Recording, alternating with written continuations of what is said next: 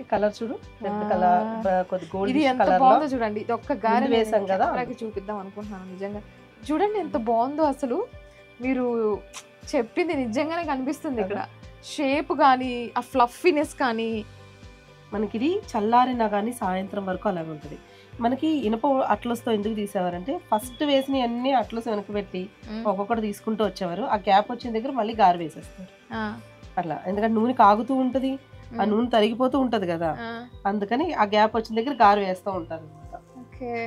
ఒక జాలి దాంట్లోకి ఆ ఫస్ట్ వేసిన అన్ని వేగిపోతూ ఉంటాయి కదా, అవి తీసేసుకోవాలి. గారెల పిండి మనం రెడీ చేసుకుని పెట్టుకుంటే ఎంతోసేపు జస్ట్ ఒక 5 to 10 minutes లో గారెలు రెడీ. అసలు విజయలక్ష్మి గారు పండుగకి స్పెషల్ అయితే అండ్ మీరు ఇలా చక్కగా మాటలు చెప్తూ గారెలు చేయడం ఎంత బాగుందో. నేను ఈ ప్లేస్ లో అయితే మీ మాటల్ని మీరు చేసే వంటకాన్ని ఎంజాయ్ చేస్తున్నాను. వ్యూవర్స్ కూడా నాకు తెలిసి ఎంజాయ్ చేస్తుంటారు. బికాజ్ మీరు పాత విషయాలన్నీ గుర్తు చేస్తున్నారు. అప్పట్లో మనం ఎలా చేసేవాళ్ళం ఏంటి అని అండ్ చక్కగా వివరిస్తూ ఉంటే భలే అనిపిస్తుంది తెలుసా. వింటూ అలా చక్కగా వంట చేస్తూ ఉంటే బాగా అనిపిస్తుంది. ఇవన్నీ వేగిపోయినాయి. లైన్ గా ఫాస్ట్ గా వేసేసుకుంటే మనకు అన్ని ఒక్కసారి వేగిపోతాయి.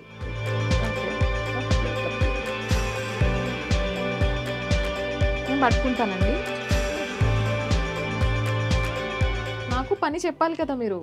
కొంచెం కొంచెం ముందుకు ఇక్కడ ఆయిల్ మళ్ళీ కింద. అలా పని చెప్తే ఇలా చేస్తారనా? లేదు, ఎవరైనా సరే స్టార్టింగ్ అంతే, కానీ అలవాటు అయిపోతే అది మనకి మనం మాట్లాడుతూ ఉన్నాం కదా, మనం ఆ పని చేస్తూనే ఉంటాం, మాట్లాడుతూనే ఉంటాం. మీరేమో ఇంత చక్కగా చెప్తున్నారు. యాక్చువల్లీ ఓన్ మదర్స్ అయితే ఇక చాలా స్ట్రిక్ట్ గా ఉంటారు. ఇలా కాదు అలా. మా ఇంట్లో నేనైనా అంతే, ఇప్పుడు ఎవరైనా అంతే. ఏ అమ్మాయినా సరే గట్టిగానే చెప్తుంది. లేకపోతే పిల్లలు వింటారా?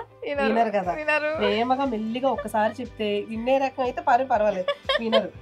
రెండోసారి గట్టిగా చెప్తేనే వింటారు. మాకు అప్పుడే కమ్మగా ఉంటది. అదే అమ్మ కాబట్టి ఒకవేళ తిట్టినా ఏమన్నారు. అదే బయట ఎవరైనా కొన్ని అత్త అయినా అంత గట్టిగా తిడితే ఊరుకుంటారా? వెంటనే ఫోన్ చేస్తారా? అట్లా అనమాట. సరదాగా మాట్లాడుకోవడానికి అత్తైనా ఒక్కొక్కసారి ఏంటంటే ఏ పరిస్థితిలో అన్నారో మనం చూసుకోవాలి అంతే. సో అలా ముచ్చట్లు చెప్పుకుంటూ మేము గారెలు ప్రిపేర్ చేసేసాం, స్టవ్ ఆఫ్ చేసేసాం.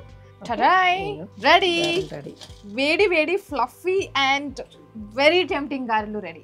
ఫస్ట్ మనం దేవుడికి నైవేద్యం పెట్టేసి అప్పుడు గారెలు ఎలా వచ్చి దేవుడికి నైవేద్యం పెట్టేసి వచ్చేలాకి ఫస్ట్. ఓకే, నైవేద్యం. వేడి వేడి గారెలు రెడీ అయిపోయాయి. నేనైతే ఆగలేకపోతున్నా. సో అవి టేస్ట్ చేసే ముందు ఒక చిన్న విరామం.